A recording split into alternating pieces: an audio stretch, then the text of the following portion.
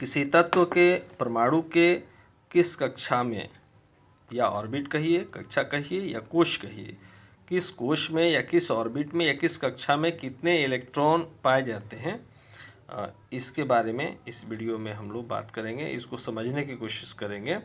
तो सबसे पहले ये हम देखें कि ऑर्बिट कैसा होता है, किस तरह का होता है। तो ये मान लीजिए कि एक परमाणु है और ये जो बीच वाला भाग है इसको हम नाभिक कहते हैं। और नाभिक के बाहर आप देख रहे हैं कि ये फिर उस तरह से ये, उस तरह से ये जो गोल सर्किल की तरफ घुमा हुआ है पथ, वृत्ताकार पथ, इसको कक्षा या ऑर्बिट कहा जाता है ना। तो ये पहला ऑर्बिट हो गया, ये दूसरा ऑर्बिट है, ये तीसरा ऑर्बिट है, इसी तरह से और भी ऑर्बिट होते हैं, है ना। तो ये किस कक्षा में, ये जो आप वृत्ताकार पथ देख रहे हैं, इसी पर इलेक्ट्रॉन जो होता है घूमते रहता है, चक्कर लगाते रहता है। और इस परमाणु के नाभिक में ये जो हिस्सा है, यहाँ पर प्रोटॉन और न्यूट्रॉन जो होते हैं ये स्थित रहते हैं, है ना। प्रोटॉन और न्यूट्रॉन परमाणु के नाभिक में स्थित रहते हैं।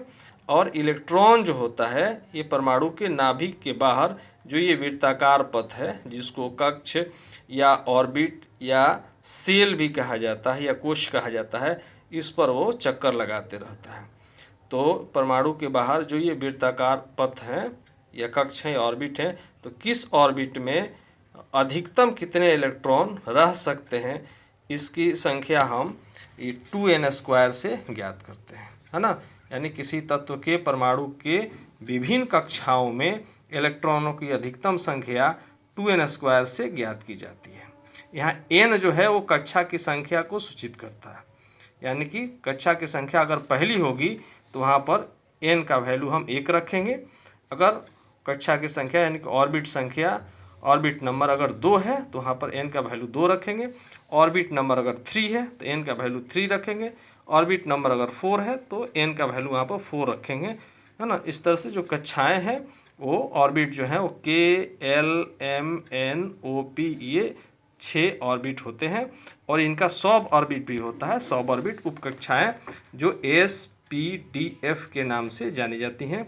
तो इसके बारे में हम लोग अगली वीडियो में देखेंगे, समझेंगे। अभी फ़िलहाल हम लोग को इस जो K, L, M, N, O, P जो ऑर्बिट है इसके बारे में समझना है कि किस ऑर्बिट में, किस कक्षा में, किस कोश में कितने अधिकतम इलेक्ट्रॉन रह सकते हैं, है ना।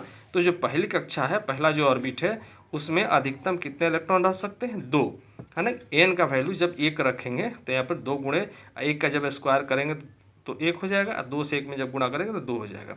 उसी तरह से जब दूसरी कक्षा है, दूसरा ऑर्बिट है, तो यहाँ पर n का वैल्यू हम 2 रखेंगे, 2 का स्क्वायर करेंगे तो 2 दूना 4, और 4 से 2 में गुणा करेंगे तो कितना हो जाएगा, 8। उसी तरह से तीसरी कक्षा में, तीसरे ऑर्बिट में अधिकतम कितने इलेक्ट्रॉन रह सकते हैं, तो यहाँ पर तीसरी कक्षा है तो n का वैल्यू हम क्या रखेंगे, 3 रखेंगे। तो 3 का जब स्क्वायर करेंगे तो 3 3 या 9 हो जाएगा, और 9 से जब 2 में मल्टीप्लाई करेंगे तो ये 18 हो जाएगा।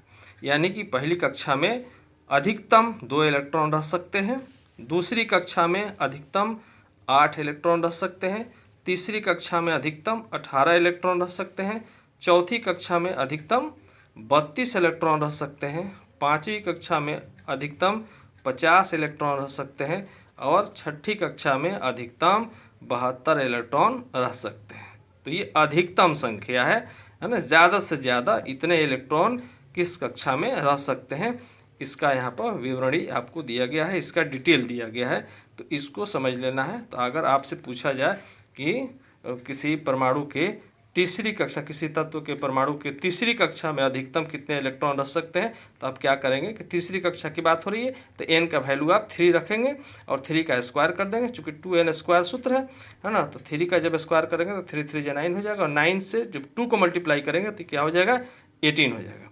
उसी तरह से अगर आपसे पूछा जाए कि किसी तत्व के परमाणु के दूसरी कक्षा में अधिकतम कितने इलेक्ट्रॉन रह सकते हैं, तो दूसरी कक्षा की बात हो रही है, इसलिए वहाँ पर n की जगह पर आप 2 रखेंगे। तो 2 का जब स्क्वायर करेंगे तो 2 दूना 4 हो जाएगा, और 4 से जब 2 में गुणा करेंगे तो ये 8 हो जाएगा।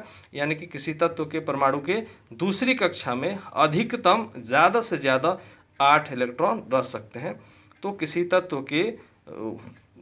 तत्व के परमाणु के किस कक्षा में अधिकतम कितने इलेक्ट्रॉन रह सकते हैं, इसको हम 2n² जो सूत्र है इसकी सहायता से ज्ञात कर सकते हैं। तो तो यहाँ आप देख रहे हैं कि ये जो भाग है ये परमाणु का नाभिक होता है, और ये जो सर्किल बना हुआ है नाभिक के बाहर, ये जो है परमाणु का कोश कहलाता है। इसको ऑर्बिट भी कहते हैं और इसको कक्षा भी कहते हैं। तो किसी तत्व के परमाणु के पहली कक्षा में अधिकतम 2 इलेक्ट्रॉन, दूसरी कक्षा में अधिकतम 8 इलेक्ट्रॉन, तीसरी कक्षा में अधिकतम 18 इलेक्ट्रॉन, चौथी कक्षा में अधिकतम 32 इलेक्ट्रॉन, पाँचवीं कक्षा में अधिकतम 50 इलेक्ट्रॉन और छठी कक्षा में अधिकतम 72 इलेक्ट्रॉन हो सकते हैं। तो ये जो 6 कक्षाएं हैं इनको किस नाम से जानते हैं? के, एल, एम, एन, ओ और पी। पहली कक्षा को के से सूचित किया जाता है, दूसरी कक्षा को एल से सूचित किया जाता है, तीसरी कक्षा को एम से, चौथी को एन से, पाँचवीं को ओ से और छठी को पी से। तो आपसे पूछा जा सकता है कि जो परमाणु की कक्षा एम है, ऑर्बिट जो एम है, तो एम में कितने इलेक्ट्रॉन अधिकतम रह सकते हैं? तो ये एम क्या है? तो ये तीसरी कक्षा है, तीसरा ऑर्बिट है, तो इसमें कितने अधिकतम इलेक्ट्रॉन रह सकते हैं? 18। तो इस तरह से इस जो सूची है, ये जो विवरणी दी गई है, ये जो डिटेल दिया गया है, इसके माध्यम से आप आसानी से पता कर सकते हैं कि किसी तत्व के परमाणु के किस कोश में, किस ऑर्बिट में अधिकतम कितने इलेक्ट्रॉन रह सकते हैं। ये अधिकतम संख्या है ना।